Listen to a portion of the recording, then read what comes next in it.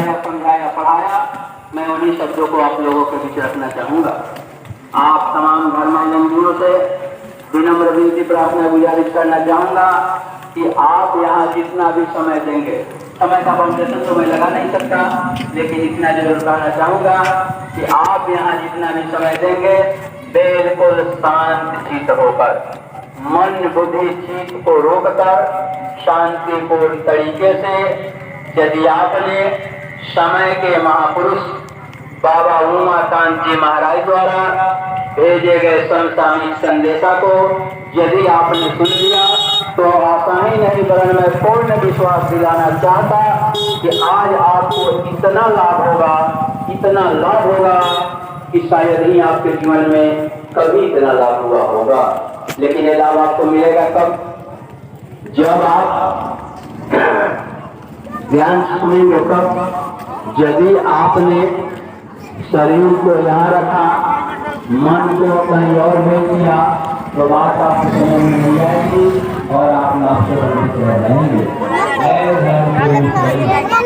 बाबा उमाकांत जी महाराज जी का आश्रम उज्जैन मध्य प्रदेश में है और उन्होंने इस समय को देखते हुए जीवों पर अति दया कृपा करते हुए भिजवाया।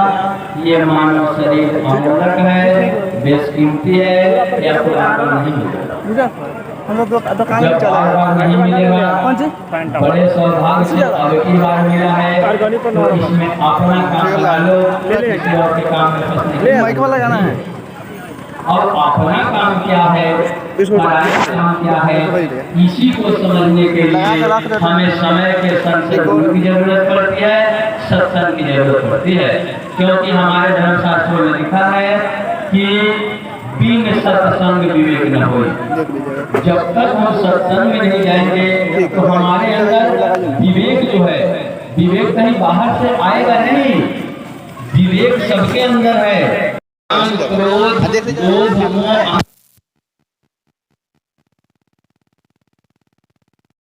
शत्रु और 5 मित्र शील, क्षमा, संतोष, विरह और विवेक, ये शरीर के अंदर ही ये सब है।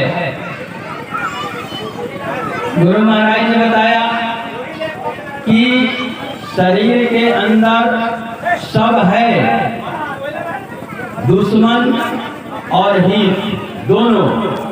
अब जब दुश्मन आप पर अटैक करे तो आपको हित की मदद लेनी है, तो हित को पुकारेंगे, यानी हित को याद करेंगे, हित को जगाएंगे, तब तो हित मदद करेगा। तो सत्संग न मिलने के कारण ये पांचों जो जीवात्मा के हित कहिए, मित्र कहिए, रिश्तेदार कहिए, सखी कहिए, सहेली कहिए, ये मददगार जो है ये सुसुप्ता अवस्था में है, सो गया। और दुश्मन जो है जागृत अवस्था में है। काम, क्रोध, लोभ, मोह, अहंकार, ये दुश्मन है। अब जब तक सदगुरु नहीं मिलेंगे तब तक आपको ये पता ही नहीं चलेगा कि कौन सा दुश्मन अटैक करे, तो उससे बचाने के लिए कौन से मित्र को आप पुकारेंगे, कौन है जो आपको उस मुसीबत से निकाल पाएगा। तो इसीलिए हमारे धर्मशास्त्रों ने लिखा कि बिन सत्संग विवेक न होई। जब तक सत्संग में नहीं जाएंगे तो ये विवेक सोया हुआ है, ये जगेगा नहीं। और जब जगेगा नहीं तो काम क्या कर सकता है? सोया हुआ व्यक्ति कोई काम कर सकता है? कतई नहीं करेगा। तो इसलिए महापुरुषों ने दया कृपा करके ये आप तक संदेशा भिजवाया कि आगे का समय विनाशकारी, आगे विनाशकारी समय आ रहा, और कहा कि बचे वही जो शाकाहारी। यानी महापुरुष जो होते हैं, सदगुरु जो होते हैं, उनकी दिव्य दृष्टि खुली हुई होती है। वो दिव्य दृष्टि कहते किसको है? ये बाहर के जो दो आंख है, चर्म चक्षु, ये बाहर के सामान को देखने के लिए है, और अंदर में जीवात्मा में एक दिव्य कान है, दिव्य आंख है। उस दिव्य आंख से वह इस लोक से परे परलोक यानी देवी देवता के लोग, ईश्वर के लोग, ब्रह्म के लोग होते हुए यानी अपने निधान वो सच्चा जो मालिक है, ये उनका दर्शन दीदार होता है। तो अंदर की आंख जिनकी खुली हुई होती है, वो आगे क्या होने वाला है और वो सब देखते रहते हैं। तो समय के संत सदगुरु वो देख कर बता रहे हैं कि आगे का जो समय है वो अच्छा नहीं है, अच्छा नहीं है।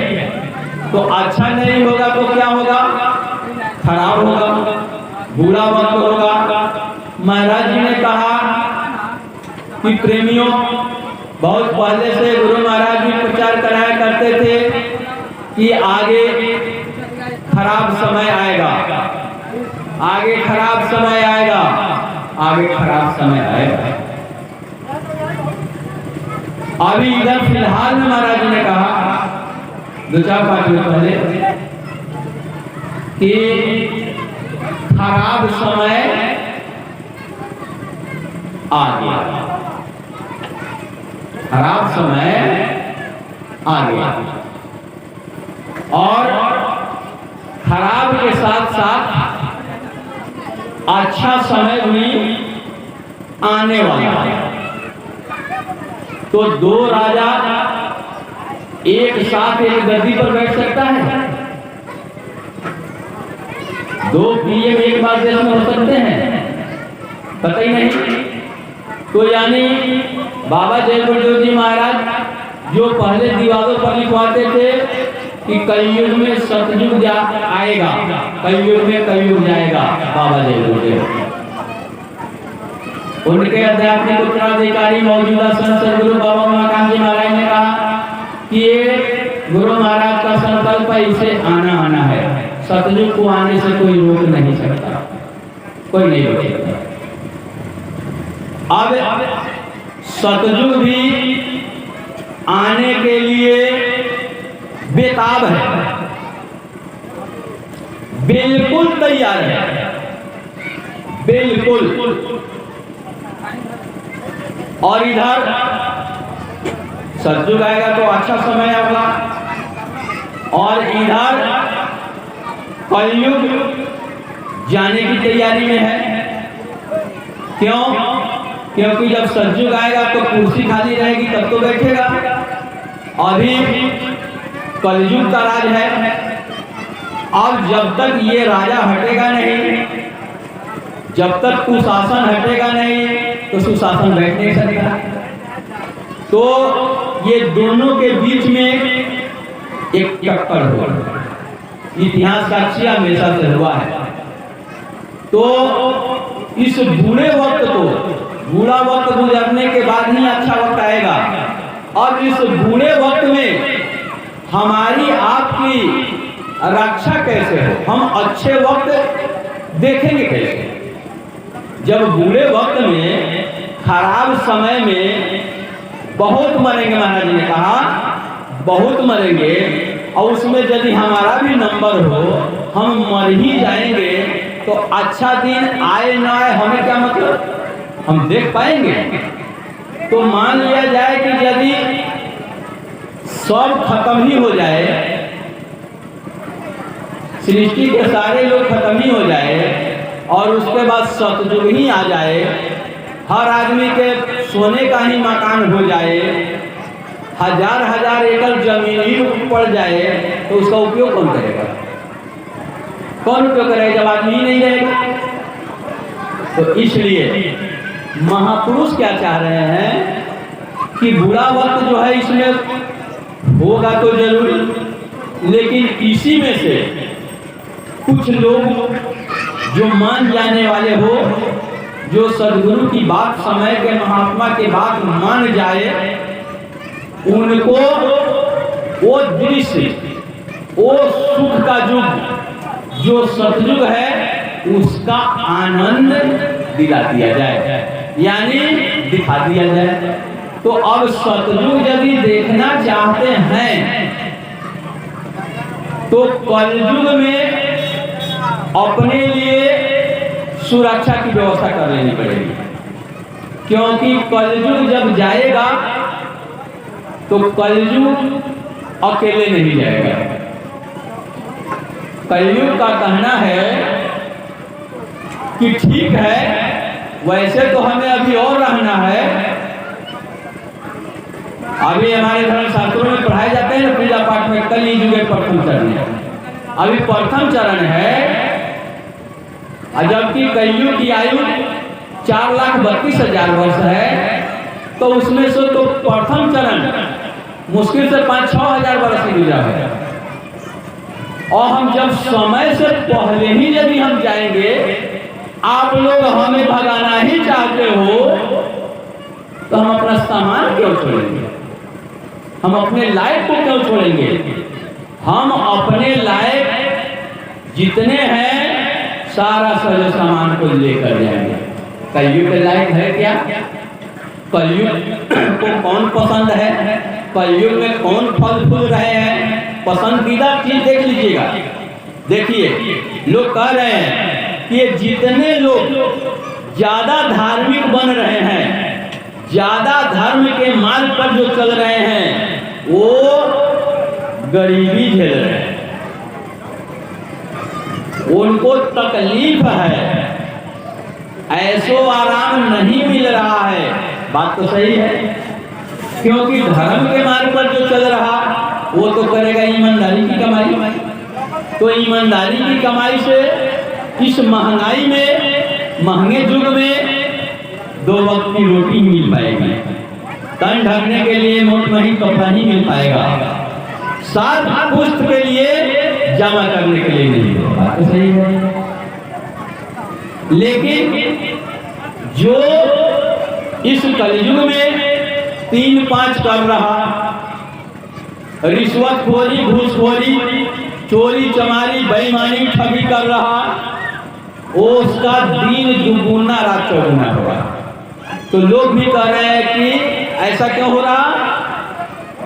धर्म करने वाले को तो भगवान को मदद करनी चाहिए, लेकिन मदद उसकी हो रही है।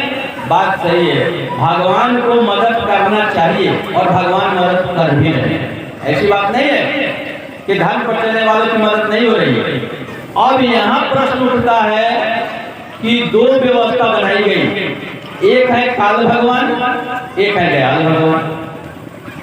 तो काल भगवान जिसको मदद कर रहे हैं, वो काल जिसका ये देश है, एक कलयुग में वो जिसको मदद कर रहे हैं उसका बढ़ती हो रहा है, क्योंकि काली कमाई कर रहा है, कलयुग को सहयोग कर रहे हैं। तो कलयुग के लायक जो बनेगा तब तो वो सबको समेटेंगे। और दयाल पुरुष जो है वो धर्म पर चलने वालों की जीवात्मा की रक्षा करना चाह रहे हैं कि इसकी जीवात्मा नरक और 84 न चली जाए। तो इसलिए वो ईमानदारी का पाठ पढ़ाकर कि जो वो मालिक की दया से मिल जा रहा उसी में सब्र करो, गुजर करो, यहाँ रहना ही कितने दिन है। आज यहाँ तकलीफ झेल लोगे तो ये जीवात्मा को फिर तकलीफ नहीं होगी, ये अपने धाम चली जाएगी, सुख के देश में चली जाएगी, जहाँ न कभी रात होती, न कभी अंधेरा, न कभी दुख, वहां से कभी लौट कर ही नहीं। तो मदद दोनों कर रहे हैं। अब यहाँ तो साबित हो गया कि कलयुग के लायक कौन है? जो चोरी कर रहा हो कलयुग के लायक, बेईमानी करने वाला कलयुग के लायक, 3-5 करने वाला कलयुग के लायक है, वो बढ़ा रहा है उसको। तो जब कलयुग ही न रहेगा तो अपने लायक को छोड़ेगा, कहेगा कि चलो चलो हम चल रहे हैं अब दूसरे जगह, अब यहाँ से हमको भगाया जा रहा है तो चलो हम हमारे साथ सब चलो, सब कुछ चपेट लेगा। यानी एक भी चोरी चमारी, ठगी, बेईमानी, बुरे कर्म करने वाले नहीं बचेंगे, नहीं बचेंगे। इसीलिए हमारे कामेश्वर बाबू यहाँ मौजूद है, एक चेतावनी ये बराबर दिया करते थे महापुरुष की दया से बराबर गाया करते थे कि भारतवासी भटक रहे क्यों, जय गुरुदेव को याद करो, संत का कहना माने रे लोगों, मत भारत बर्बाद करो। क्या कहा कि संत का कहना आप तो मान लीजिए, ये भारत भूमि है, ये धर्म भूमि है, कर्म भूमि है, और भारत से कोई धर्म को मिटा नहीं सकता। जो धर्म को मिटाना चाहेगा वो खुद मिट जाएगा, लेकिन धर्म को नहीं मिटा सकता। तो हमेशा से जब जब भी युग परिवर्तन हुआ है, चाहे वह सतयुग गया और त्रेता आया, तो उसके संधि बेला में भी वो लड़ाइयाँ हुई, और फिर त्रेता गया, द्वापर आया, उसके संधि बेला में भी लड़ाइयाँ हुई। जब जब युग परिवर्तन हुआ तब तक लड़ाइयाँ हुई, और हमेशा से धार्मिकों की रक्षा हुई और अधर्मियों का नाश हुआ। तो फिर युग परिवर्तन होगा, सतयुग आने की तैयारी में है, कलयुग जाने की तैयारी में है, तो कलयुग अपने लायक को समेट लेगा। महापुरुष दया करके समय को थोड़ा एक्सटेंशन कर रहे हैं, बढ़ा रहे हैं। महाराज जी ने स्पष्ट शब्द में कहा कि कल सतयुग को तो आना ही आना है, सतयुग को कोई आने से रोक नहीं सकता, और सतयुग को तो चुटकी बजाते, ऐसे उन्होंने कहा कि सतयुग को तो चुटकी बजाते ला दिया जाए। लेकिन लगाया उन्होंने क्या कि जब चुटकी बजाकर लाने की शक्ति आपने है, तो काहे के लिए आज तक हम लोगों को परेशान किए हुए हैं, जल्दी क्यों नहीं ला दे रहे हैं। तो लेकिन क्या है जो अभी नहीं आ रहा है, उन्होंने कहा कि अभी सतयुग के लायक आप लोग हो, सतयुग आएगा तो एक भी काली कमाई, काली करतूत, काले करनाने वाले नहीं बचेंगे, और आप सब काली करतूत, काली कमाई, काले करनाने में लगे हुए हो। तो सतयुग लाभ भी दिया जाए तो क्या आप देख पाओगे। तो इसलिए उन्होंने उस चेतावनी में बताया, कंट्रोल जाते हैं कि इसके लिए क्या करो, संत का कहना क्या मानो। तो आगे कहते हैं कि श्राद्ध मांस का सेवन छोड़ो, जो आपको उसी समय से बताया जा रहा, श्राद्ध मांस का सेवन छोड़ो, धर्म कर्म पर आ जाओ, धर्म पर आ जाओ। और मनुष्य का कर्म क्या है, मानव का कर्म है, मानव से प्रेम करे, सभी जीवों पर दया करे, धर्म को धारण करे। ये मानव ही कर सकता है, इंसान ही कर सकता है। पशु योनि में आपकी जीवात्मा को डाल दिया जाए तो पशु ऐसा नहीं कर सकता है। तो वही कहते हैं कि संत का कहना मानकर आप श्राद्ध मांस का त्याग कर दो और धर्म कर्म पर आ जाओ, क्योंकि धर्म पर यदि आ जाओगे, अच्छा कर्म करने लगोगे, तो धार्मिकों की रक्षा हमेशा से होते आई है और आगे भी धार्मिकों की रक्षा हो जाएगी। जो धर्म को धारण कर लेगा वो सतयुग को देखने लायक, यानी सतयुग के स्वागत के लिए वह जाएगा।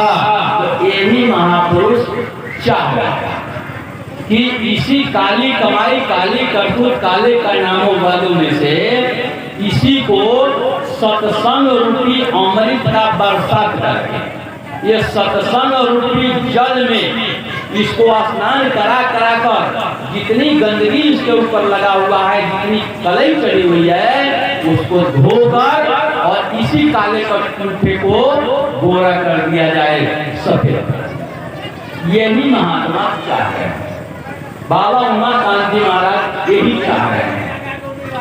अब आप कहिएगा कि ये सत्संग से ये ढिलाई हो जाएगी, तो प्रमाण हमारे धर्म शास्त्रों में आया है, लिखा है कि सत्संग जल जो कोई पावे, जो कोई, वहां ये नहीं कहा कि हिंदू सत्संग पावे, हमारे मुसलमान भाई नहीं पावे, सीधे कहा कि सत्संग जल जो कोई पावे, मैलाई सब कटी कटी जावे। जो भी सत्संग को प्राप्त करेगा, जो भी सदगुरु के संरक्षण में चला जाएगा, सदगुरु का वचन जो भी मान लेगा, उसके अंदर की गंदगी धुल जाएगी। ये हमारा धर्मशास्त्र है। तो महापुरुष चाह रहे हैं कि सत्संग रूपी जल को ला पिलाकर इसी से धुलाई कर करके और सबको साफ कर दिया जाए, ताकि ये कलयुग जाए भी तो ये सतयुग में ये लोग रहने के लायक हो जाए। इसलिए बाबा जी का कहना है शाकाहारी रहना है, छोड़ो अंडा मांस राग, इससे होगी बुरी खराब। तो आप ग्रामवासियों से गुरु महाराज की दया कृपा से आज हम आपसे ये कहने आए कि अभी जो खराब वक्त है उसमें मांसाहारी लोगों पर भारी मुसीबत आने वाली है। आप लोग कान खोलकर सुन लीजिए। महाराज जी ने कहा कि आगे और बीमारियां आ रही है। कोरोना को आप लोगों ने देखा। कोरोना क्या है? कोरोना वैसी कोई बीमारी नहीं और अपने आप आई हुई नहीं है। कोरोना को हम समाज के लोगों ने निमंत्रण देकर बुलाया है। आप जहांगीरपुर के लोग कहेंगे कि हमने तो नहीं बुलाया, हमने तो कभी चिट्ठी नहीं की है, हमने तो निमंत्रण नहीं दिया, मेरे गांव में भी आ गया था, कोरोना आया था जहांगीरपुर में। अच्छा, आप लोगों ने निमंत्रण नहीं दिया था? बगैर निमंत्रण तो आ ही नहीं सकता। महाराज जी ने बताया कि ये कोरोना है क्या? ये मनुष्य के बुरे कर्मों का फल। आपने जो मांस खाया, मांस जीवा के स्वाद के लिए पशु पंछियों की हत्या की, वो जिसकी भी हत्या की है उसमें जीव है, रूह है, आत्मा है। उसकी आत्मा कलप गई, उसकी हया जो कहता है ना, उसका हाय लग जाएगा। तो ये सारी आत्माओं जिसको आपने मारा काटा खाया, ये सब मिलकर पुकार लगा दी। किससे? आप तो उसकी पुकार को नहीं सुन पाए। बकरी जो पोसते पालते हैं और जब बेचते हैं, बकरी खस्सी आंखें फाड़ कर देखता है जो पोसे हुए मालिक रहता है कि मालिक थोड़ा भी रहम करके चीख भाई के हाथ से रस्सी को छुड़ा दे, कहे कि मत ले जाओ भाई, दया की भीख मांग रहा, दया की दृष्टि थोड़ा कर दे। नहीं, तो जो पालता है वो मालिक नहीं सुनता। तो जिस मालिक ने भेजा है, आप जब हत्या करते हैं तो आपके ऊपर 302 का मुकदमा वहां दर्ज करते हैं। वही बकरी की आत्मा, मुर्गी की आत्मा, मछली की आत्मा जाकर और मालिक के पास आपके ऊपर मुकदमा दर्ज कर दिया। कहा कि सरकार, इंसान को आपने बनाया, आपने भेजा और मुझे भी आपने ही भेजा। पूछा जाए आपको किसने भेजा, तो आप कहते हैं कि भगवान ने। अब मुर्गा, मुर्गी, बकरी, बतख, परेवा को कौन भेजा? आप बनाए हैं। जहांगीरपुर में परेवा बनाया हुआ कोई था भैया? कोई नहीं। तो उसको भी तो भगवान ने भेजा। और यहाँ विचार करना कि जिसको सबको जब भगवान ने भेजा है तो सबका तो मालिक वही है और सब उन्हीं के बच्चे हैं, सब उन्हीं के बच्चे हैं। और जब उन्हीं के बच्चे हैं तो एक बच्चा को दूसरा बच्चा मार दे, मान लीजिए आप 4 भाई हैं और बड़का भाई छोटका भाई को मार दे, सब एक ही पिता के संतान है, और पिताजी से जाकर बड़का भाई कहे कि पिताजी, हमने तो छोटका को बड़े निर्दयता से कत्ल कर दिया है और इस खुशी में आप उसका भी शेयर, उसका जो हिस्सा है तो रहा नहीं, उसका हिस्सा हमको दे दीजिए, क्योंकि हमने एक हिस्सा कम कर दिया, तो उसका हिस्सा हमें दे दीजिए। आप विचार करके बताइए, आप पढ़े लिखे विद्वान हैं, पिताजी आप पर खुश होंगे कि ठीक किए हो बाबू, एगो को काट दिए हो, दूसरों को काट दो, जो वही सब तुमको दे देंगे। पिताजी भैया खुश होंगे? कतई खुश नहीं होंगे। तो आपने तो फायदा के लिए कि 4 भाई रहेंगे तो 4 खंड लगेगा, ऐसे 2 को मार देंगे तो 2 हिस्सा में हमारा हो जाएगा। आपने फायदे के लिए किया, लेकिन पिताजी ने क्या किया? पिताजी हो गए नाराज और उल्टे आपको जो हक देना था वो भी नहीं दिया और कोर्ट में हो गया केस, मुकदमा कि तुमको न देकर तुम्हारी संपत्ति कोर्ट में चली गई और आप जेल चले जाओ। तो विचार कीजिए, ठीक उसी प्रकार से जब जो उसको भेजा है उसके यहाँ मुकदमा लिखा गया, तो मालिक ने सोचा, कुदरत ने सोचा कि भाई इंसान को तो जो हमने हक दिया था, अधिकार दिया था, इंसान का काम है भगवान को याद करना, इंसान ही ये काम कर सकता। और इंसान अपने कर्तव्य को भूल गया, भगवान को ही भूल गया और अपने बल का इस्तेमाल दुरुपयोग करने लगा। तब उन्होंने कहा कि नहीं, अब ये जाति कर रहा है तो अब इसको दी जाएगी सजा। तो कुदरत के पास, महाराज जी ने कहा कि कुदरत के पास तो सजा देने की बहुत सी तरीका है, वो कोई भी तरीका अपना सकता है। वो बाढ़ के रूप में ही आप पर आफत डाल दे, तूफान के रूप में ही आप पर आफत डाल दे, महामारी के रूप में ही आप पर आफत डाल दे, क्या कर सकते हो? तो ये कोरोना जो है ये आपके द्वारा किए हुए ये कर्मों की सजा है। आपने मांसाहार करके उस मालिक को, जो मालिक चाहता नहीं था, लेकिन मालिक को आपने मजबूर किया, मालिक को मजबूर किया ऐसी परिस्थिति उत्पन्न करने के लिए। तब इस परिस्थिति को, इस स्थिति को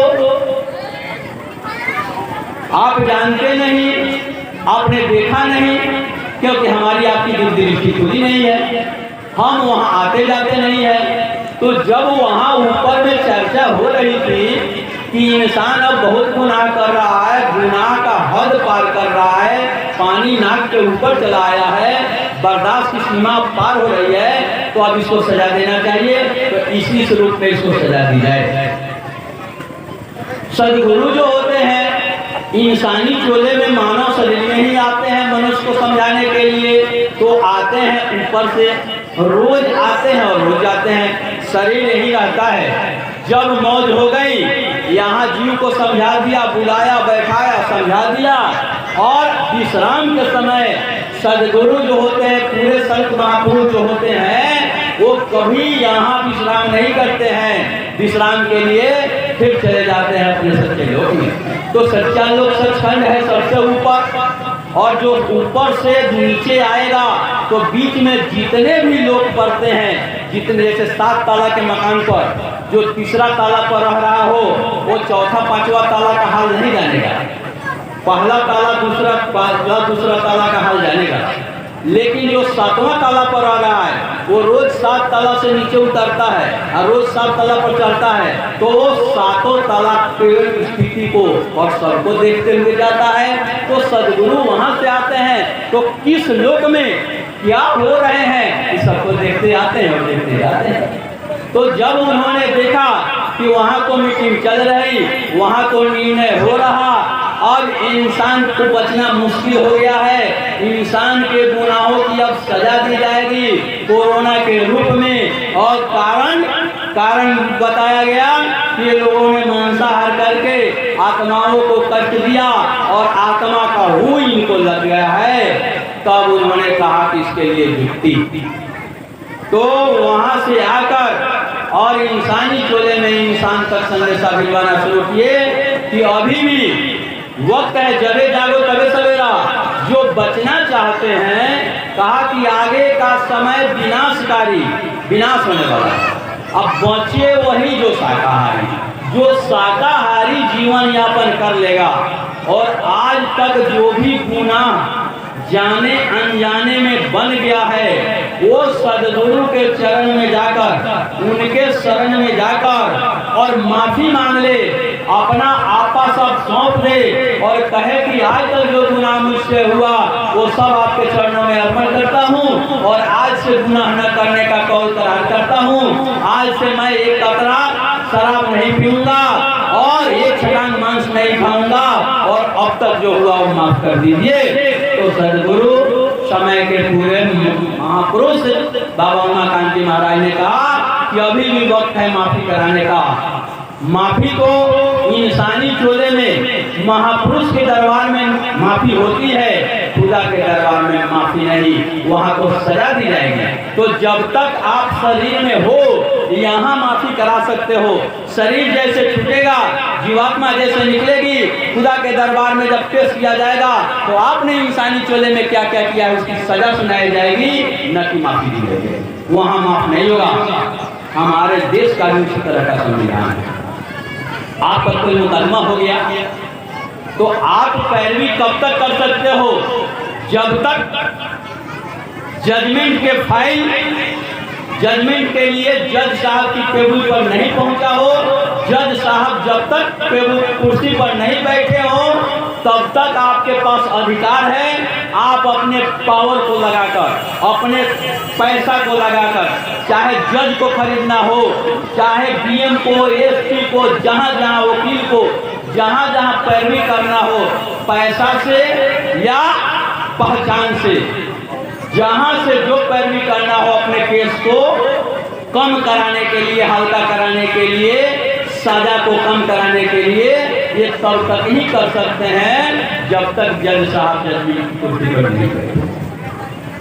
जब जज साहब जजमेंट की कुर्सी पर बैठ गए और आपने इधर से पैरवी नहीं करा पाए हैं और आपकी फाइल वहां पहुंच गई, उसके बाद वकील को कितना हो दीजिए, कुछ नहीं हो सकता, जजमेंट नहीं होगा। ठीक उसी प्रकार महाराज जी ने कहा कि अभी वक्त है अपने बचाव के लिए, अपनी सुरक्षा के लिए, अपने गुनाहों की माफी के लिए किसी के शरण में चले जाओ। जो गुनाह को माफ करते हो, करवाते हो, मालिक की दया दिलाते हो, उनका संपर्क। मालिक का दया दिलाएगा कौन? जो मालिक तक पहुंचा होगा, जिनकी पहुंच वहां तक होगी, वो न जाकर आपकी स्थिति को वहां बताएंगे। तो इसलिए कोई भी हित मित्र रिश्तेदार आपका काम नहीं आएगा। कर्मों की धुलाई नहीं कर सकते। कर्मों की धुलाई यदि करेंगे तो सिवाय संत सदगुरु का और दूसरा कोई उपाय नहीं है। इसलिए उन्होंने कहा ये जय गुरुदेव नाम इस समय का पूरे संत सदगुरु द्वारा जगाया हुआ नाम है। और जो भी व्यक्ति ये सिर्फ जय गुरुदेव सर्कल से जुड़े हैं उनके लिए नहीं, वो तो रोज करते हैं। आप ग्राम वासियों के लिए, चाहे आप शाकाहारी हो मांसाहारी हो, सबके लिए छूट दी जा रही है। उन्होंने दया करके ऐसा मौका दे रहे हैं कि जो भी अपने अपने घरों में ये समय का जागृत नाम का जाप करेगा, यानी जय गुरुदेव नाम की ध्वनि बोलेगा अपने अपने घरों में। जैसे यहाँ पर मालूम हुआ है कि 24 घंटे यानी कल से शुरू होकर आज समापन हुआ है, ये 24 घंटे उस सच्चे मालिक का नाम का स्मरण, नाम को याद किया गया, आप लोगों को सुनवाया गया। इसी तरीके से कोई भी व्यक्ति अपने अपने घरों में सुबह शाम जितना बनकर पड़े, 2 घंटा हो जाए तो अति उत्तम, न 2 घंटा तो कम से कम 1 घंटा ही सही। यदि प्रतिदिन ये जय गुरुदेव नाम का ये नाम ध्वनि शुरू कर देता है तो उसके घर में लाभ आपको दिखाई देना शुरू हो जाएगा। यानी ये जो आत्माएं, जो ये हानि पहुंचाने वाले दुष्ट आत्माएं जो वहां पड़ी होंगी, जिसको आपने सताया होगा, वो भूत बन के, प्रेत बन के, वो प्रेत आत्मा के रूप में आपका नुकसान करने के लिए वहां बैठा होगा, तो ये सच्चा नाम सुनकर वो वहां से हट जाएंगे, क्योंकि हमारे धर्मशास्त्रों में लिखा है, सुमिरी पवन सुत पावन नामो बस अपने करिया तुराम। पवन सुत हनुमान जी भक्त थे, भक्त शिरोमणि उनको कहा जाता है, और वो उस मालिक के पावन यानी पवित्र नाम का जाप करते थे। और पवित्र नाम का जाप करने से होता क्या था कि वो पवित्र नाम जिसका है, सच्चा नाम जिसका है, उस नाम को जब जाप करेंगे तो जिसका वो नाम है वो नाम ही खुश हो जाएंगे। तो जब जो खुश हो जाएगा तो जहां भी आप बुलाएंगे मदद के लिए वहां वो मौजूद होंगे। तो भगवान राम को सच्चा नाम का जाप हनुमान जी ने किया। अब जिसका वो नाम था, नामी खुश हो गए। अब कहा गया कि बस अपने करेगा राम, यानी राम को अपने बस में कर लिया। कैसे कर लिया? जबरन पकड़ के हनुमान जी अपने ताकत से राम को बस में कर लिए। कतई नहीं।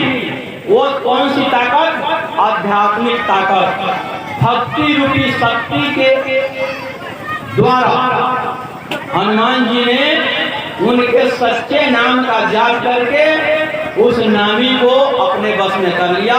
जहां मदद की जरूरत पड़ी वहां मदद लिया। तो आप भी यदि ये जय गुरुदेव उस परम पिता परमेश्वर सच्चे मालिक जो आत्मा के सच्चा पिता है, उनका नाम ये जय गुरुदेव नाम है। इस समय का एक पुकार का नाम है, रास का नाम नहीं। यानी एक ध्वनात्मक नाम, वर्णात्मक नाम है। और ध्वनात्मक नाम आपको पता नहीं है। ध्वनात्मक नाम का दान दिया जाता है सदगुरु के द्वारा, और अंदर अंदर वह जो ध्वनि आ रही है उस ध्वनि को सुनने का अभ्यास करना पड़ता है।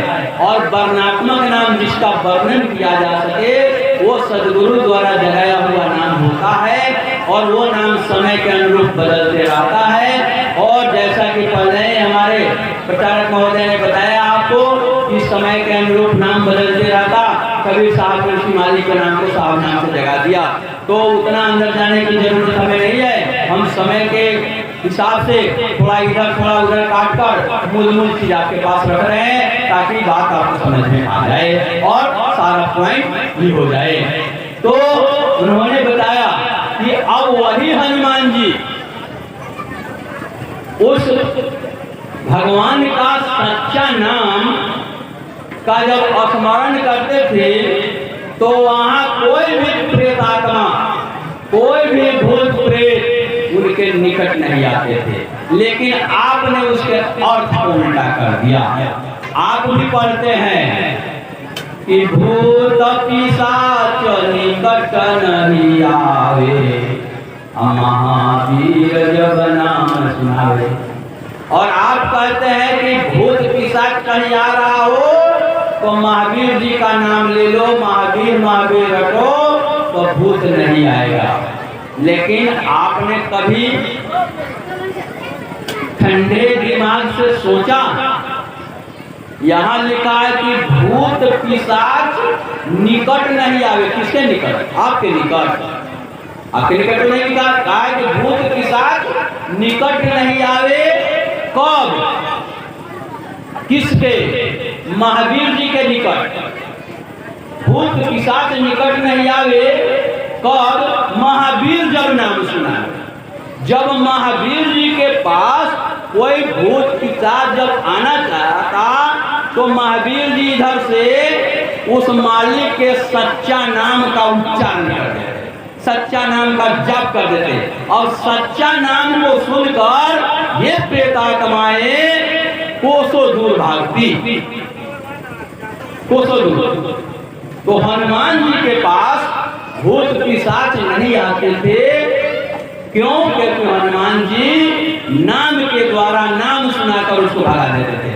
तो उसी प्रकार से आपने जितने को मारा काटा खाया, मुर्गा मुर्गी बतख परेवा मछलियां, वो सबकी जीवात्मा महाराज जी ने बताया, हमारे गुरु महाराज ने बताया कि जिसको भी समय से पहले, जैसे आपकी आयु 100 साल औसत आयु मानी गई है कलयुग में, मान लिया कि आपकी आयु 100 साल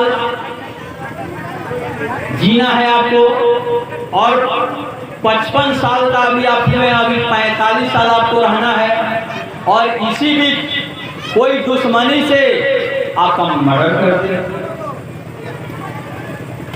किसी कारणवश कोई बीमारी से आप मर जाए, तो मरेगा ये शरीर, आत्मा मरती नहीं है, आत्मा को अजर है, अमर अविनाशी है।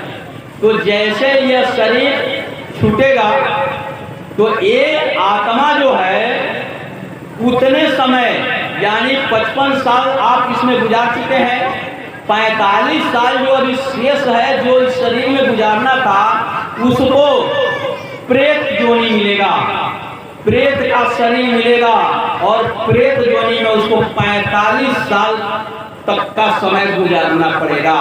और तब उसके बाद वो समय गुजारने के बाद तब फिर आगे की प्रक्रिया, आगे इसने मनुष्य शरीर में क्या गुनाह किया था, क्या अच्छा किया था, क्या बुरा किया था, इसका फल उस जीवात्मा को बाद में, अभी तो 45 साल तक समय से पहले यदि मौत किसी की भी होती है, किसी भी जीव की हत्या होती है, मौत होती है, तो उस जीवात्मा को प्रेत योनि में भटकना पड़ेगा।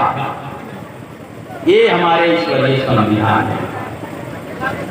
तो अब महापुरुष ने देखा दिव्य दृष्टि से कि आज जब लोग मांसाहार ज्यादा करने लगे तो एक प्रेत आत्माओं की संख्या बहुत बढ़ गई है। अब उसी में सब तरह की प्रेत आत्मा, बहुत सारे लोग बहुत परेशान करता है, और बहुत उसमें कुछ सीधे जीव भी होते हैं जो कुछ करते नहीं लेकिन आपके ऊपर सवार रहते हैं, सवार रहते हैं।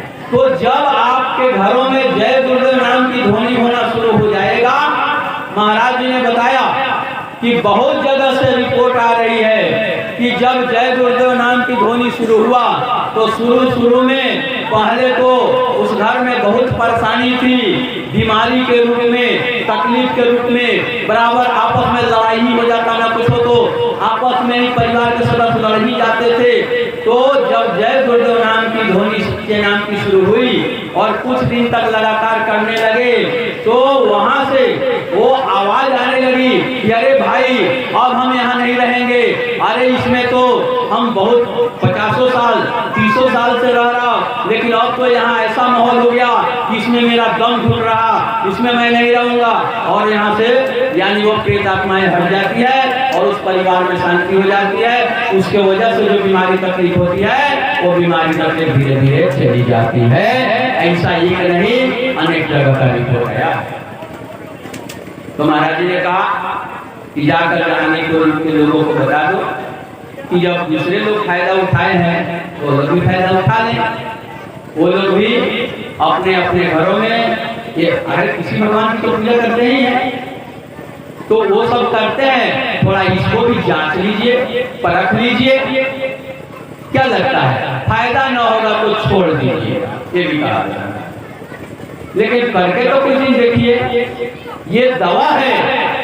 आगे जो बीमारियां आ रही है, अभी ऐसी ऐसी बीमारी हम लोगों के लिए, सरकार के लिए, समाज के लिए, हमारे वैज्ञानिकों के लिए एक चुनौती था कोरोना, और है भी अभी। महापुरुष के शब्दों में बाबा उमा गांधी महाराज ने कहा कि कोरोना कुछ नहीं है, जिसको आप इतना बड़ा बीमारी समझते हो वैसे कोरोना कुछ है। यानी समझ लीजिए जब जो आपके लिए बहुत बड़ा भयावह है और वो महात्मा कह रहे हैं कि कुछ नहीं है, तो इससे भी भयंकर आने वाला है। तो जो आपके लिए इतना दहशत फैलाया है, जो छोटा है सो बड़का आएगा तो क्या स्थिति होगी। अब हमें आपको विचार करना है। महाराज जी ने स्पष्ट शब्दों में कहा था कि लोगों को जाकर बता देना, जो भी चाहता है अपने हित रिश्तेदारों को बचाना, रक्षा करना, आप परमार्थी हो, स्वार्थी नहीं हो, गुरु महाराज से जो भी जुड़े हो, ये परमार्थ के रास्ते पर हो, परमार्थ का मतलब ही है कि दूसरे को फायदा के लिए कुछ काम करो।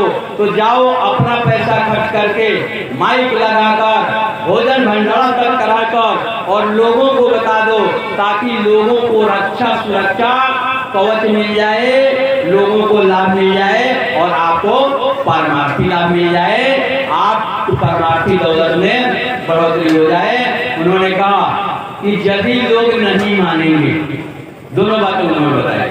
कहा कि यदि समझाने पर लोग मान जाएंगे तो आगे जो बीमारियां आ रही है उसमें अभी से शाकाहारी हो जाएंगे और नाम धुनी, ये जय गुरुदेव नाम रूपी जड़ी का इस्तेमाल कर लेंगे, इस दवा का सेवन कर लेंगे, नाम औषधि का उपयोग कर लेंगे, तो आने वाली बीमारियों में वो उनको बचत मिल जाएगी, लाभ होगा।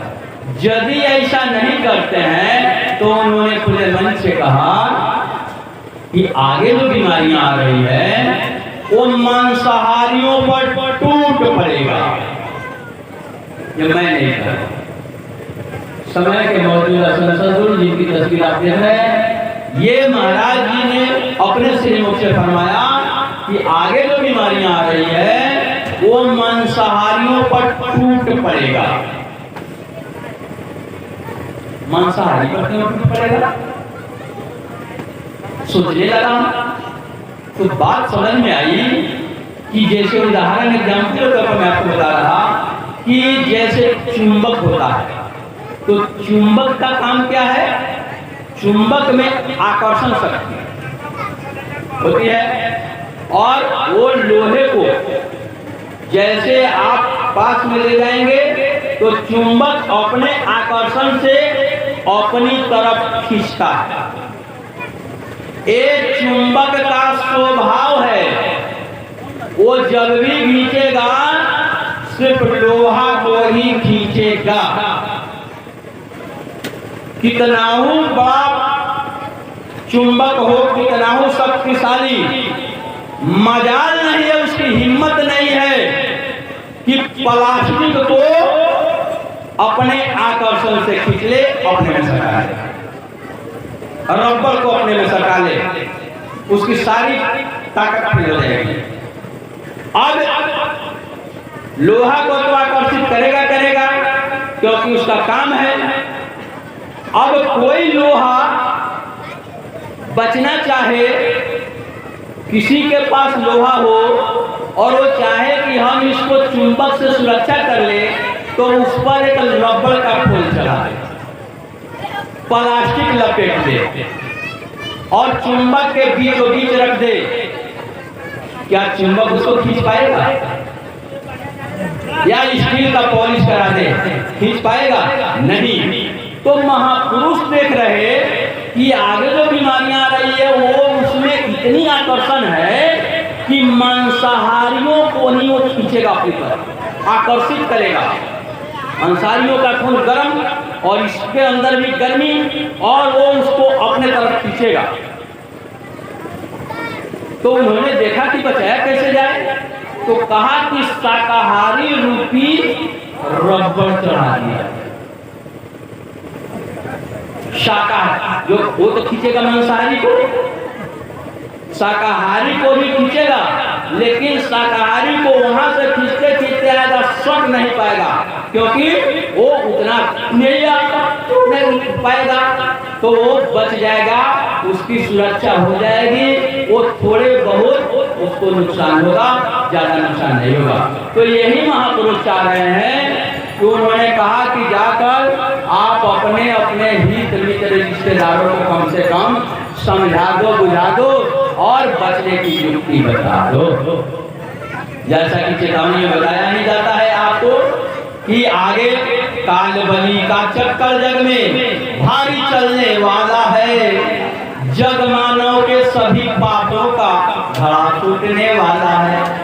तो जब इंसान जो पाप कर रहा है, जब पाप जो कहते हैं ना, जब पाप के घड़ा भरल और फूटी कर स्वाहा हुई, तो पापों के जब घड़ा फूटने वाला है, तो आगे उसमें बताया गया है कि बचने के लिए क्या करना है। बचने की तैयारी में कहा कि भजन ध्यान सुमिरन सतगुरु का रक्षा करने वाला है।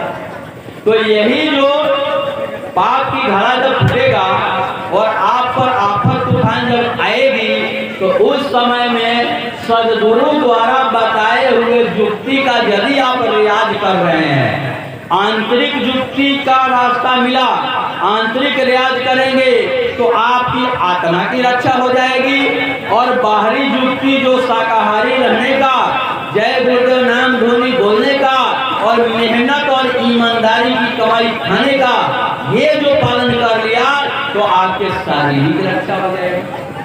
शरीर को बीमारी परेशानी तकलीफों में राहत दिला दिया जाएगा।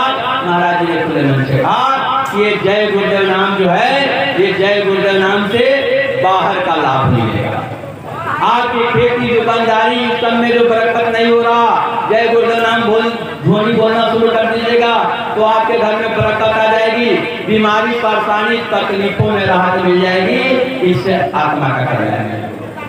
ये जो सोचिएगा कि हम महात्मा के पास न गए, उन्हीं द्वारा भेजा गया, कोई बता दिया, अब हम जय गुरुदेव नाम रटते रहेंगे, अब हमारी आत्मा की रक्षा हो जाएगी, अब हम जन्म मरण से छुटकारा पा जाएंगे, ये संभव नहीं।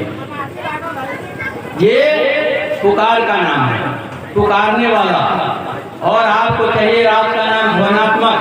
ध्वनात्मक नाम जब मिलेगा, जो अंदर अंदर ध्वनि पर उतर रही है, उसी को आयते कलमा अनहद धुन अनहद नाद जो कह लीजिए, गैबी आवाज साउंड जो कह लीजिए, वो है। जब वो उतरेगा उससे जीवात्मा की कल्याण जन्म मरण का चक्कर छूटेगा।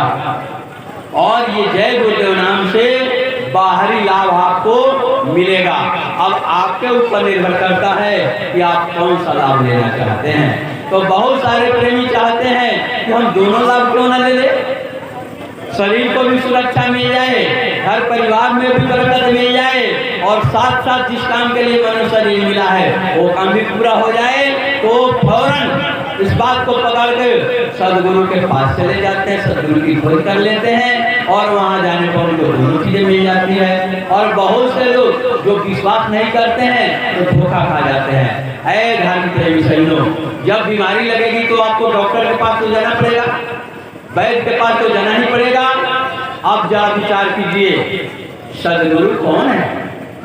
सदगुरु कौन होते हैं? हमारे धर्मशास्त्रों में लिखा है सदगुरु वैद्य। सदगुरु जो है वो वैद्य है, वैद्य है, और वो भवरोग की दवा बताते हैं, भवरोग मिटाने की दवा बताते हैं। लेकिन कौन सी दवा? सदगुरु तो वैद्य है, लेकिन वो टैबलेट, इंजेक्शन, कोई गोटी, कोई सिरप, कोई इंजेक्शन की दवा नहीं। दवा वो बताते हैं, भवरोग मिटाने की दवा बताते हैं, लेकिन कौन सी दवा देते हैं? तो हमारे धर्मशास्त्रों में लिखा कि सदगुरु वैद्य वचन विश्वासा, वो वचन रूपी दवा देते हैं, वचन रूपी दवा। और जो उनके वचनों पर, यानी उनके द्वारा बताए गए दवा पर विश्वास कर लेता है, इस्तेमाल करने लगता है, वो उसकी बीमारी परेशानी तकलीफ दूर हो जाती है। ये हमारे धर्मशास्त्रों में लिखा है। तो सदगुरु वैद्य है और वो दवा बता रहे हैं। उन्होंने कहा ये जय गुरुदेव नाम संजीवनी बूटी है, संजीवनी बूटी का नाम उन्होंने दिया, दर्जा। अब जरा विचार कीजिए, संजीवनी बूटी का काम क्या है? ये तो आप लोग जानते हैं, आप पढ़े लिखे विद्वान हैं। संजीवनी बूटी की जरूरत कब पड़ती है? जब इतिहास में लिखा है कि राम रावण की लड़ाइयां हुई और रण क्षेत्र में लक्ष्मण जी को शक्तिमान लग गया, लक्ष्मण बेहोश पड़ गए, यानी मरणासन पर हो गए, जीने का चांस नहीं रहा। उस समय में दुनिया की कोई दवा काम नहीं की।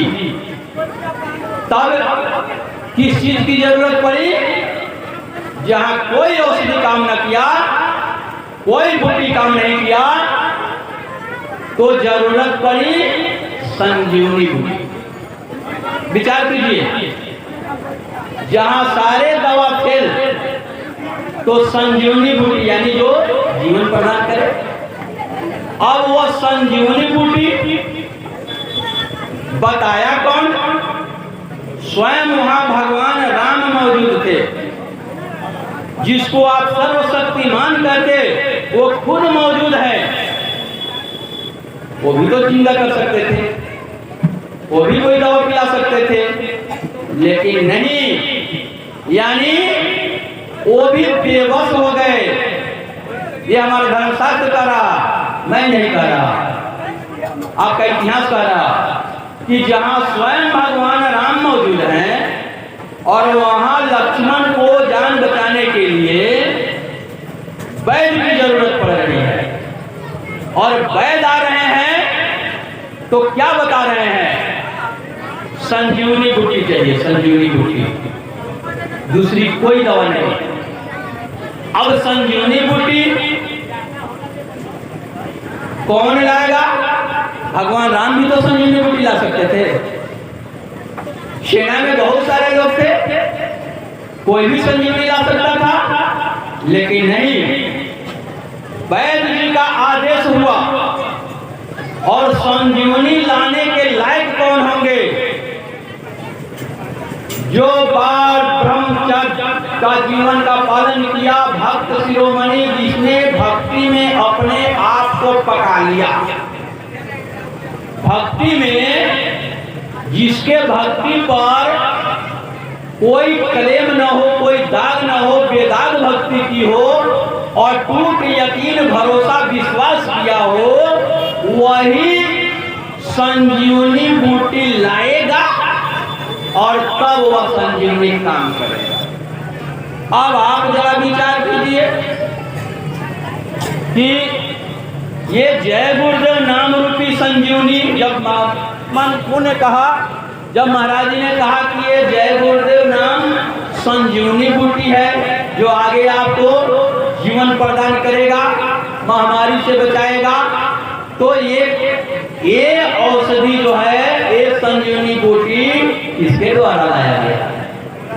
बाबा जय गुरुदेव जी महाराज, जिन्होंने अपनी कोई दुनिया नहीं बसाई, पूरा जीवन भक्ति किया, गुरु के आदेश के पालन में अपने आप को गला दिया और टूट भक्ति की, और तब उन्होंने, हनुमान का मतलब ही होता है जिसने अपने मान का हनन किया, कोई मान प्रतिष्ठा का ख्याल नहीं कि कौन क्या कहेगा, और गुरु के आदेश में अपने आप को निछावर किया, और तब उन्होंने वो शक्ति प्राप्त किया कि उस मालिक को चाहे जिस नाम से पुकार दे, उस मालिक को मजबूर होकर आना पड़ेगा और मदद करना पड़ेगा। वो जिसके पास भेज दे, जो दुश्मन भी है और उसके पास भी मालिक को कहे कि भले वो हमारा दुश्मन है, लेकिन आप जाकर उसकी मदद कीजिए, तो उसकी बात को नहीं टाल सकते हैं। जो ऐसा अटूट भक्ति जब बाबा जय गुरुदेव जी महाराज ने की, और उन्होंने ही ये जय गुरुदेव नाम रूपी संजीवनी दी, तो कैसे कार्य नहीं होगा? आज तक जिसने भी इसको इस्तेमाल किया है, सबको फायदा पहुंचाया है और आगे भी फायदा पहुंचाते रहेगा। अब बहुत लोगों को थोड़ा सा अविश्वास हो जाएगा किस चीज का, कि ठीक है जय गुरुदेव बाबा जय गुरुदेव नाम को ले आए, प्रचार किए, ठीक है, उस समय में लोगों ने लाभ दिया, लेकिन अब तो नाम को लाने वाले जय गुरुदेव बाबा है नहीं, उन्होंने तो शरीर को परित्याग कर दिया है, तो अब तो इस नाम में पावर है नहीं। ऐ धर्म प्रेमी सज्जनों, उनके द्वारा अधिकृत उन्होंने अपना पावर अपने रहते ट्रांसफर किया। जिसके पास पावर आ जाता है वो सर्वे सर्वा वही हो जाता है। वो संपत्ति का, चाहे जिस तरह की संपत्ति हो, आध्यात्मिक दौलत हो या भौतिक, जो भी कोई भौतिक दौलत आपको ट्रांसफर कर देता है तो उस पर आपका पूरा अधिकार है, आप उसको चाहे बेच दीजिए चाहे अपने पास रख दीजिए। तो उसी प्रकार से बाबा जय गुरुदेव जी महाराज अपने चोला छोड़ने से पहले, शरीर को त्याग करने से पहले उन्होंने अपना पूरा पावर ट्रांसफर किया। और ये चीज की तस्वीर आप देख रहे हैं, जिनका नाम बाबा उमाकांत जी महाराज, जो इस मौजूदा समय के पूरे संत सदगुरु, इनको अधिकार दिया। अब जो इन्होंने कहा कि जब तक कोई दूसरा नाम ऊपर से उतर कर नहीं आता है तब तक ये जय गुरुदेव नाम से ही काम लिया जाएगा। और ये जय गुरुदेव नाम में पावर, शक्ति, ताकत, क्षमता है और रहेगी।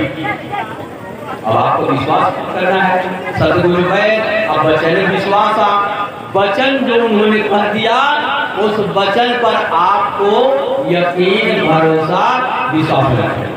यदि विश्वास नहीं होगा तो फिर हमारा धर्मशास्त्र कहता है कि कौनो सीधी बिन विश्वासा, अब बिन हरि भजन का भव भय नासा।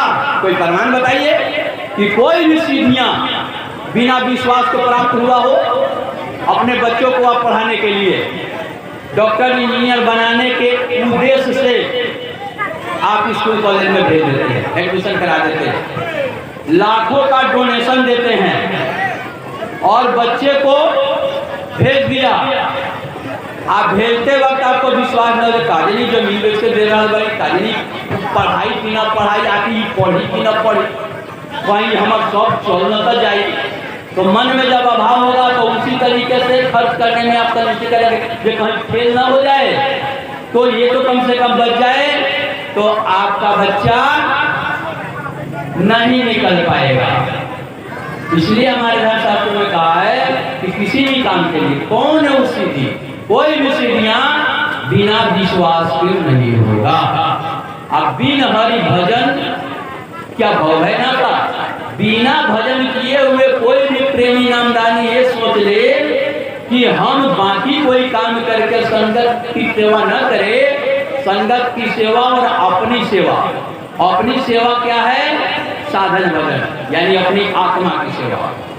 इस सेवा से साधन भजन सेवा है, ये सेवा का लाभ आत्मा को मिलेगा। तो अपनी आत्मा की जो सेवा नहीं करेगा दूसरे की सेवा क्या करेगा? तो इसलिए कोई भी प्रेमी ये गांठ बांध ले कि बिना भजन के आत्मा का कल्याण नहीं होगा। भंडारा चला देने से, लोगों को खिला देने से यदि आत्म कल्याण हो जाने वाला होता, पैसे से यदि आत्म कल्याण हो जाने वाला होता, तो एक जय गुरुदेव वाले मौका मिलता हम लोगों को पहले से अडानी अंबानी के नाम से बुक हो जाता, पहले से।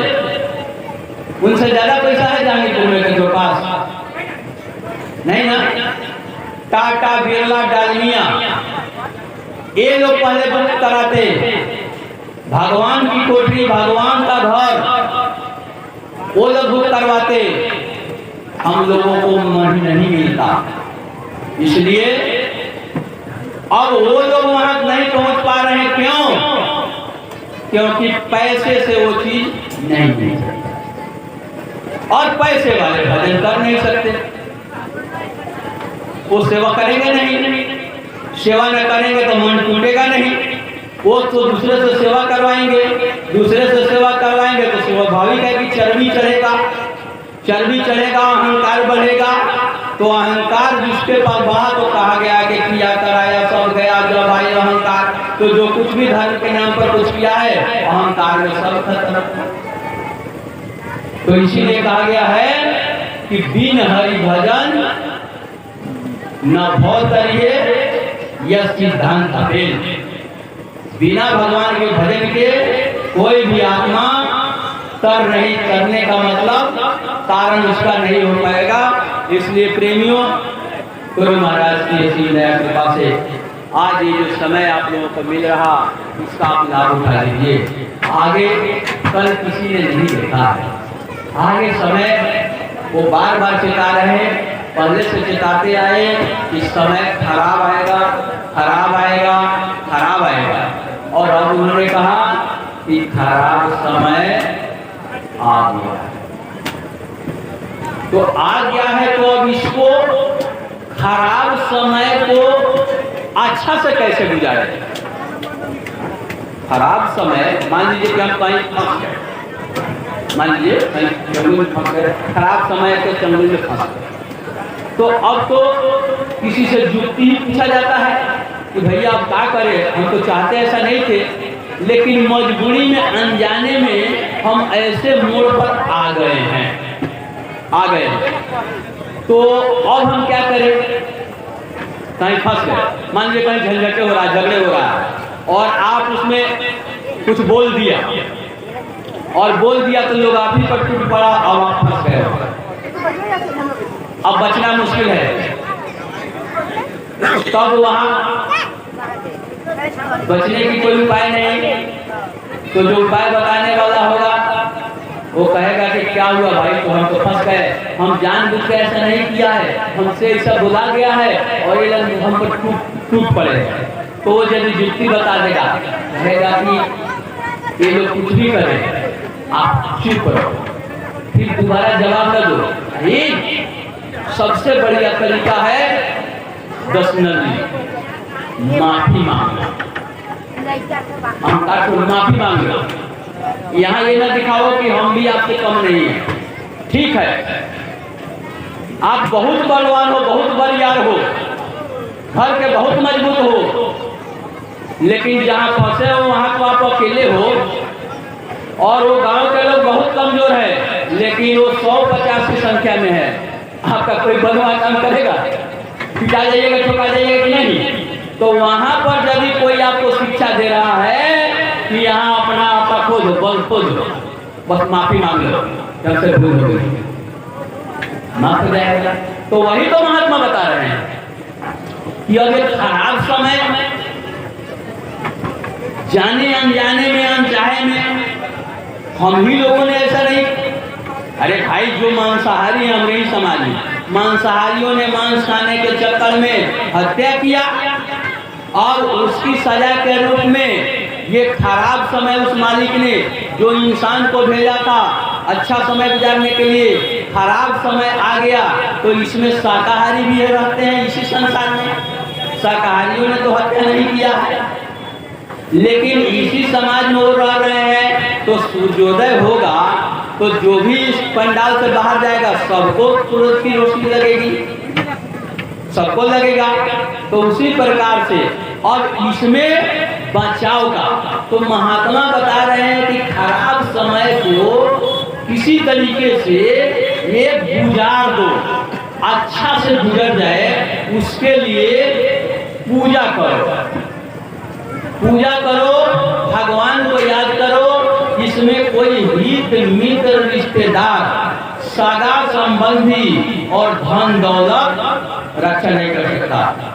करोड़ों की दौलत वालों को देखा, अभी आपने टीवी में देखा होगा, पेपर पत्रिका में देखा होगा कि जब कोरोना लगा, अरबों की संपत्ति है पार्टी के पास, लेकिन अरबों रुपया एक आदमी को दिखा रहा था कि सबसे बड़ा हॉस्पिटल उसी का है, लेकिन उतना बड़ा उसका हॉस्पिटल उसको नहीं बचा पाया, खरबों रुपया है नहीं बचा पाया।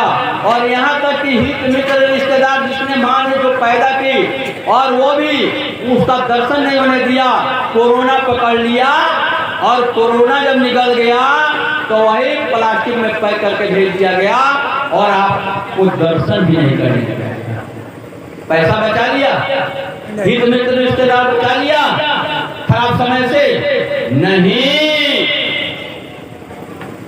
तो महाराज जी ने बताया कि कोई भी हित मित्र रिश्तेदार, कोई भी धन दौलत आपको इस खराब समय में मदद नहीं करेगा। मदद यदि करेंगे तो आत्मा के सच्चे पिता महात्मा ही होते हैं। सदगुरु ही आपके सच्चे ही कैसी है, गुरु ही जुक्ति बताते हैं कि मुक्ति कैसे मिलेगी। तो गुरु सदगुरु के बताए हुए रास्ते को आप मान लो, यानी खराब समय में किसी से हम बहसे नहीं करेंगे तो झगड़ा कैसे होगा? लोग झगड़ा में जंजाल में पड़ा है और आप घर में बैठ कर जय गुरुदेव नाम सुनी भगवान को नहीं याद करते रहो। तो जब इधर से करोगे याद तो यो कार याद याद याद को उधर से उलट कर पढ़िए तो क्या होगा? यो कर याद याद और उधर से उलटिएगा तो द या कर याद है। तो जैसे आप उस मालिक को याद कीजिएगा मुसीबत में तो मालिक उधर से दया करेगा। रे ये मेरा नाम कौन ले रहा है? कौन गांव में हमारा नाम धुन हो रहा है? देखेगा अरे ये तो जहांगीरपुर में। अरे कौन ले रहा है? अरे वो तो जितेंद्र सिंह के दरवाजे पर सारे लोग बैठे हुए, ये जय गुरुदेव नाम धुन बोल रहे हैं। तो वो मजबूर हो जाएंगे और यहाँ जितने लोग धोनी में लगे होंगे उस सबकी सुरक्षा करना उनका काम बन जाएगा। तो इसलिए महात्मा चाह रहे हैं कि खराब समय को अच्छे में परिवर्तित, अच्छे से यानी भगवान की याद में, धन की याद में नहीं, दौलत की याद में नहीं, बेटे बेटी पत्नी की याद में नहीं, इस सब के याद में यदि करोगे तो कल बेटा जाने वाला है, परसों पत्नी जाने वाली है और धन भी जाने वाला है। जब कलयुग जाएगा तो धन दौलत सब तो चला जाएगा। ये तो सब तो जाने वाला है, तो जाने वाला आपको कैसे रख पाएगा, बचा पाएगा? इसलिए मालिक की याद में जो समय गुजारेंगे तो मालिक आपकी रक्षा कर देंगे।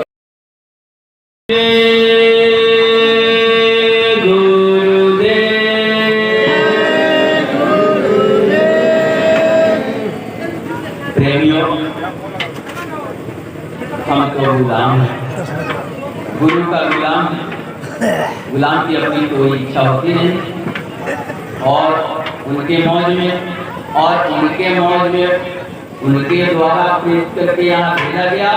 तो जो बोला है उनका अधिकार हम कर रहे हैं। तो उन्होंने ही कहा था तो उस समय के हिसाब से हमने ब्रेक लगाया, उनका आदेश हुआ 15 मिनट और बढ़ाने का।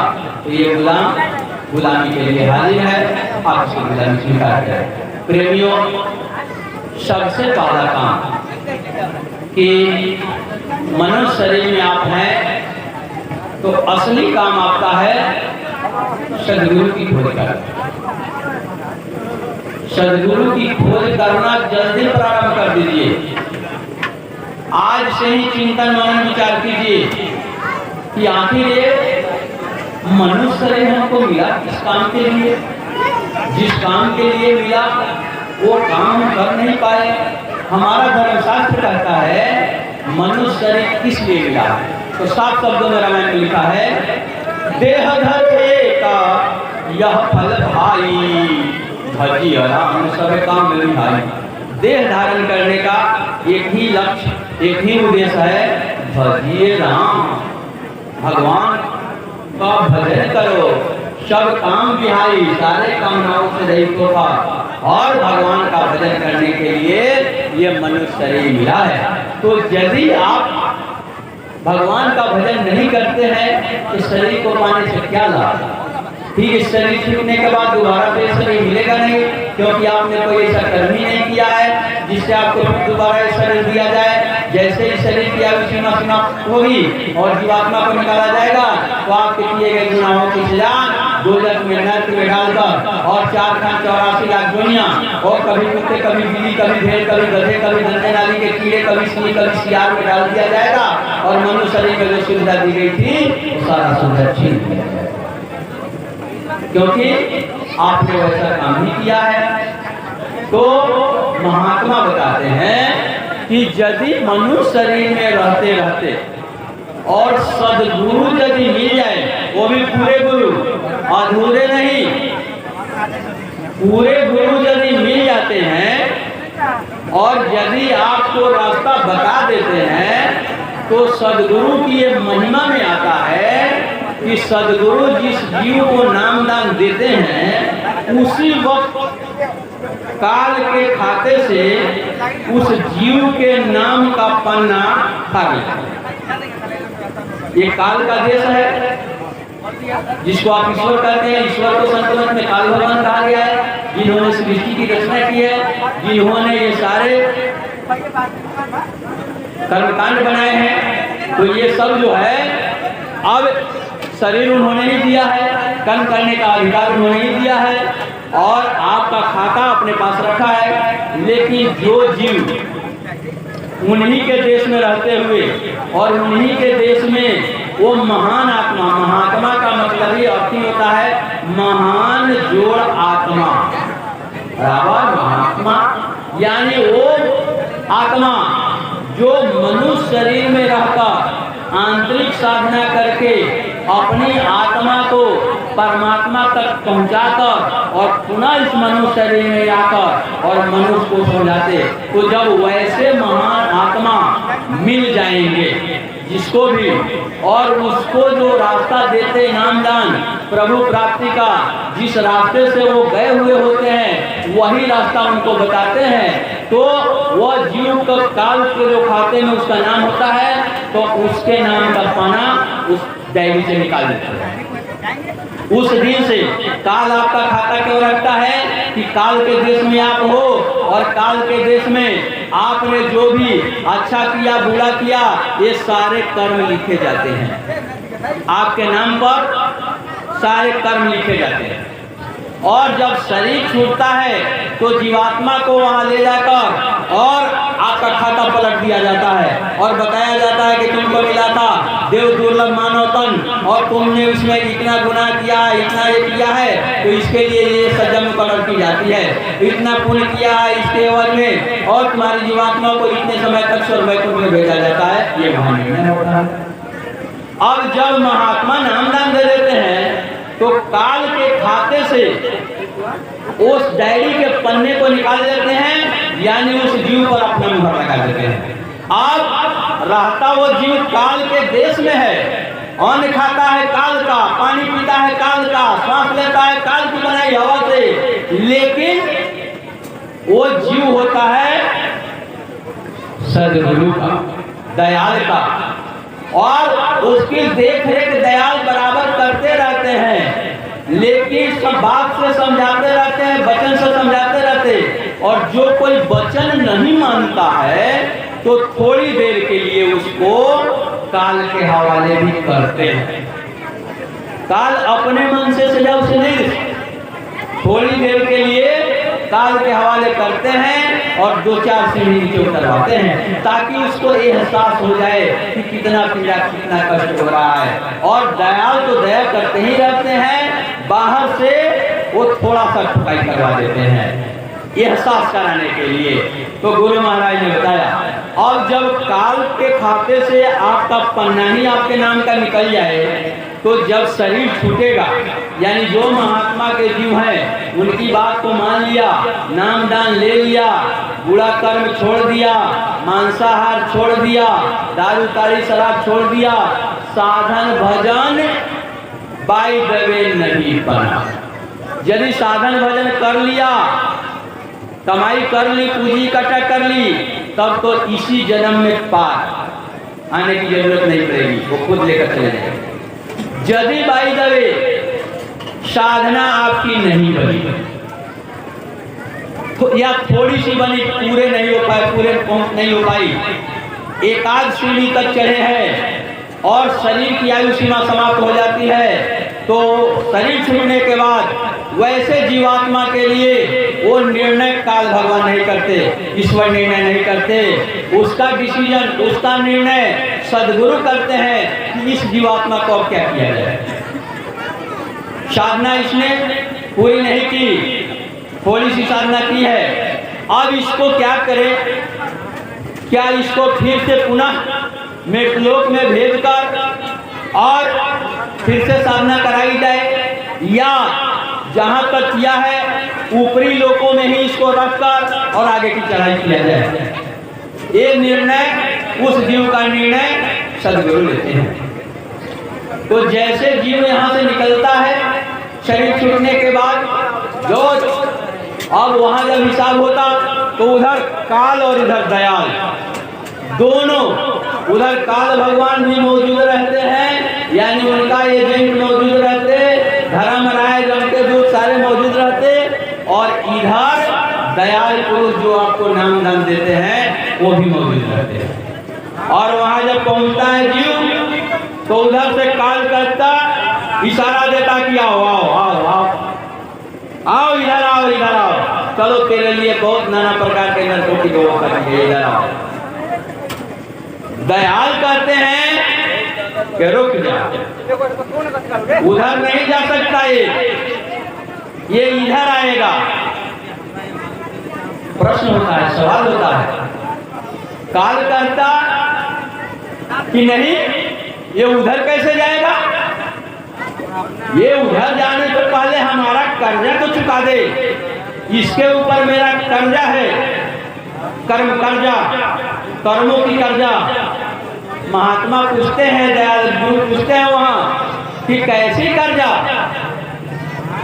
काल कहता है कि इसने मेरे देश में रहा है, मेरा बनाया अन्न खाया है, पानी पिया है, बहुत बुरा बुरा कर्म किया है, इसके ऊपर मेरा मूल तो इतना है और ब्याज इतना है, इतना कर्म कर्जा है। इसको यदि अपने तरफ ले जाना है तो पहले इसका चिपटा कराइए, या अपने शरीर से भुगत कराइए, या इससे भुगवाइए, लेकिन भुगवाना तो पड़ेगा, चिपटा करवाइए कर्जा। सदगुरु कहते हैं कि तुम्हारे कह देने से हो जाएगा कर्जदारी। हम कह दे कि जितेंद्र सिंह के ऊपर हमारा 10,000 रुपया है तो हो जाएगा कि हम अपना डायरी में लिखे होंगे, दिखाएंगे तब? सदगुरु कहते हैं कि कर्जा इसके ऊपर है या ब्याज है तो दिखाओ कहाँ है। काल बड़े गर्व से कहते हैं कि हाँ, सब लिख कर रखा है। डायरी पलटते हैं, डायरी पलटते हैं कि जितेंद्र सिंह ने बहुत बुरा कर्म किया है, और देखते हैं देखते हैं देखते हैं तो जा, सारे जहांगीरपुर का नाम है, सारे जहांगीरपुर वासी का नाम है कर्म कर्जा लेने में, मुर्दा मकान खाने में, दारू शराब पीने में, चोरी विवाद त्याग करने में, बेईमानी करने में। लेकिन जितेंद्र सिंह का तो नाम ही नहीं है। अरे जितेंद्र सिंह जहांगीरपुर में नहीं है क्या? तो है तो जहांगीरपुर में ही, तो नाम कहाँ? नाम नहीं है। उनको क्या पता कि सदगुरु डायरी से पन्ना निकाल लिया। तब सदगुरु बड़े प्रेम से पूछते हैं, अब आप बताओ, ऐसे ही झूठे कह देने से वो कर्जदार हो जाएगा, कर्जा दे देगा? डायरी में जब नाम नहीं है, किस आधार पर कर्जा दोगे? ये मेरा जीव है, इधर जाएगा, ये कर्जखोर नहीं है। इसने जितना भी कर्ज खाया था, ये दया लेकर, बरकत कराकर और सारे कर्जों को चुकता कर दिया है। यानी आदेश का पालन करके, सेवा करके अपने कर्मों की धुलाई करवा लिया है। इसके ऊपर कोई कर्म कर्जा नहीं है। बस काल चुप, दया। गुरु महाराज ने मन से अपने श्री मुख से सुनाया। आप लोग भी सुने होंगे कि गुरु जब जीव को नाम डाल देते हैं, उसी समय काल के खाते से उसका नाम का पन्ना फाड़ लेते। और उन्होंने कहा कि एक बात भी ध्यान रखना, सदगुरु जो होते हैं महापुरुष, जीव को जिस रूप में नामदान देते हैं, यहाँ से चलने के बाद जीव का जब शरीर छूटता है या अंदर में चढ़ाई होती है, तो वहाँ भी उसी रूप में, जिस रूप में आपको नामदान दिया, उन्होंने उदाहरण दिया कि जैसे मान लो किसी को टोपी लगाकर नामदान दिया तो वहाँ टोपी लगाए हुए मिलेंगे, किसी को लंगोटी लगाकर नामदान दिया तो उसको वहाँ लंगोटी लगाए हुए। यानी जिस रूप में आपको नामदान दिया गया, ये जीवात्मा को वहाँ उसी रूप में वो मिलेंगे सदगुरु। फिर उन्होंने प्रमाण दिया कि उस रूप में न मिले तो जीव भटक जाए, पहचान नहीं पाए कि नहीं नहीं ये नहीं है, वो तो हमको वो दिए थे, तो भटक जाएगा। इसलिए जिस रूप में नाम दान देते उसी रूप में। इसलिए प्रेमियों, साधना करने वालों को नामदान जो उन्होंने लिया है, उनको साधना पर बैठने से पहले सदगुरु को याद, जिस दिन नामदान मिला था, आप कोशिश आपको करना चाहिए कि नामदान लेते वक्त का वो जो रूप था, वो रूप याद आ जाए। अति उत्तम ही नहीं सर। इसीलिए महापुरुष कहते हैं कि नामदान जब देते हैं, कहते हैं कि सामने आकर बैठो। सामने क्यों? क्योंकि सामने जीव बैठेगा तो दृष्टि से दृष्टि मिलेगी, तो इस दृष्टि में उसका अक्ष और फोटो वो तस्वीर आएगा कि जब ये दृष्टि बंद करे, याद करे कि गुरु महाराज ने कैसे कैसे हाथ ऊपर करके कहते कि यहाँ से ये उनका नाम है, ये चेहरा, ये रूप उनका ऐसा है, यहाँ से हजारों किलोमीटर ऊपर, हजारों योजन ऊपर फिर वो लोग है, वो नाम, वो रूप, वो स्थान, वहाँ से करोड़ों योजन ऊपर। जब ऐसा बताते थे ना समझी महाराज, तो जब उस समय जब सुनते थे तो हम लोग को लगता था, आपको लगे ना लगे, हमको तो लगता था कि तो बहुत सहज है, ऐसा लगता था कितना सहज है, जल्दी पार कर जाएंगे। लेकिन तो बाद में पता चलता है कि भक्ति इतना आसान नहीं है। भक्ति करे कोई सूरमा, जाति वर्ण कोई होए, इसमें सब कुछ गंवाने के बाद ही ये चीज किसी को, जिसको भी मिला, सब कुछ गंवाने के बाद ही, सब कुछ गंवाने का मतलब यहाँ का लोक लाज, लोक लाज, फलना का कहो तू हो जय हो, ये मरते इतना दिन साथे पिए लो, पियाइयो छोड़ दे लो, पिए तो पानी है, पियाइयो छोड़, लोग का सब दिन कभी संगे पीते थे, आज बड़का जय बोल, ये नहीं सुनना चाहेंगे लोक लाज के चलते, तो आपसे भक्ति नहीं होगी। तो ये तू का कर छोड़ो, ये लोग के साथ हो जाए तो फंस गए।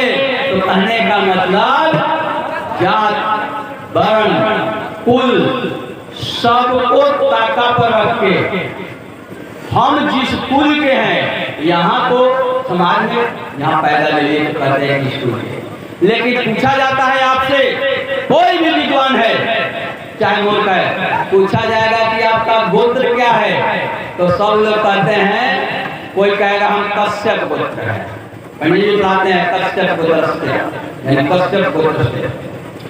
कोई कहता है हम सैंडल गोत्र के हैं, कोई किसी को, कोई किसी का नाम लेता, यानी जितने का नाम लेता वो सब ऋषि महर्षि का नाम लेते हैं। तो अब जरा विचार कीजिए कि जब आप ऋषि कुल के हैं तो शीशी क्यों पीने लगे?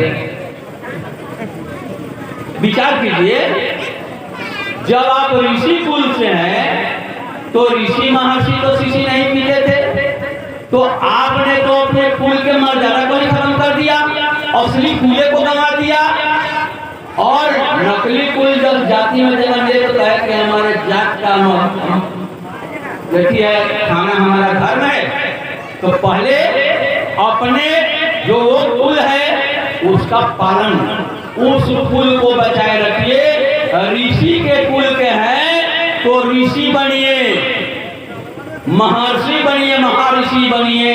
यानी ऋषि महर्षि कैसे बनते हैं?